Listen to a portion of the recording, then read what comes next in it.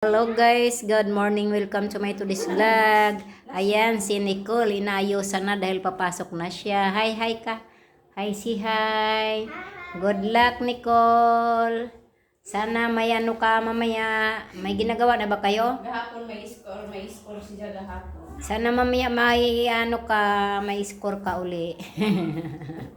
Ayan ang iyang nag-iisang kuya ba or ate? Pero ano ate pa rin. Ayan po, hindi siya makapasok dahil may fever siya kagabi. Kaya yan isa lang muna, dalawa silang hindi pwedeng pumasok ngayon. Ayan na. Umpisa na ang gumising ng alas 4. Ay hindi pala kasi panghapon sila. Walang gigising ng alas 4, alas 7 pa lang gising. Kung alas 4 pa, alas Nicole. Wala na, late na.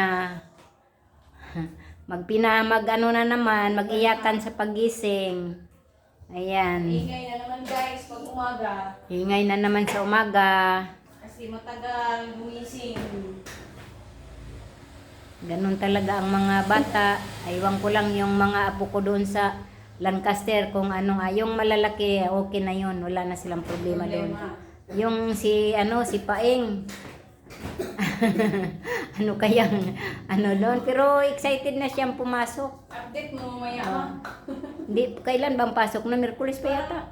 Ay, Miyerkules pa. Miyerkules pa, kinder pa lang kasi yun. Umiiyak yun kuya niya yung...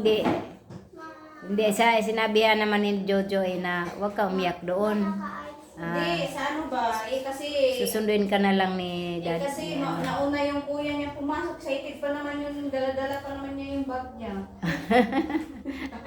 Excited pinagpakuha talaga ng picture sa akin habang yan nakasuot o yung bag niya sa likod. Ayan. Nako. Wow, may bag. Grabe. Ewan ko lang pag nasa school na, excited ba? Ako, baka ano lang Pero yung siguro picture niya kasi madaldal. Maano yun yun baka yun ang tanong ng tanong, imbes ng teacher ang magtanong, siya na ang magko-question. Ko-question yun na yung teacher niya. Ayan guys, nakakatuwa yung mga bata guys.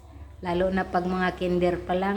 Yung apo ko guys, kinder, kaya madaldal yun guys. Siguro siya ang magko-question doon sa teacher niya.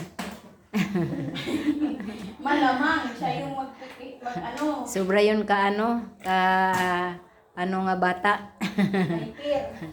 Hyper, poryabuyag. Pati nun, utak, marunong yun. Ayun nga. Siya nga ang nag-ano sa akin yung kaya na-orderan ko siya ng bag. Mag-school na daw siya. Tapos ano ba yung sabi niya? Tapos nung nakita niya yung bag, nakita niya pala yung bag. Bag ni Paeng. Doon sa Facebook, dumaan. Sabi niya, wawa, gusto ko to. Kaya napa-order naman ang wawa. Napa-order ang wawa nyo guys ng bag nang wala sa oras. Pero ang ganda naman ng bag. Mayroon nga ako in-order kay Naya kagabi. Yun nga, excited naman siya. Waterproof. Pero may bag na si Naya, in-orderan ko lang kasi baka yun sila ni Miguel mayroon, si Paeng. Isa po siya wala. So, anuhan ko yon. Di bali yung malalaki makakaintindi na yon. Okay, ayan na. Tapos na sila nagtali. Aalis na sila ngayon. Okay, hanggang dito lang aking today's vlog. At aalis na ang aming estudyante. Ihahatid na ng mama niya. So, hanggang dito na lang. Maraming salamat sa inyong lahat. Ayan. Sana hindi kayo magsawa sa pag-support sa aking mga videos, sa aking live, yun mga ganon. And please support my videos by sending up star mga kalode. Please po. Sa lahat ng nagsend na ng star sa mga videos ko, thank you so much guys. I love you. And sa lahat ng mga viewers, followers, engagers, ayan, star senders, ayan. Maraming salamat sa inyong lahat. Thank you so much. Ayan. Okay, have a nice day everyone. God bless us all.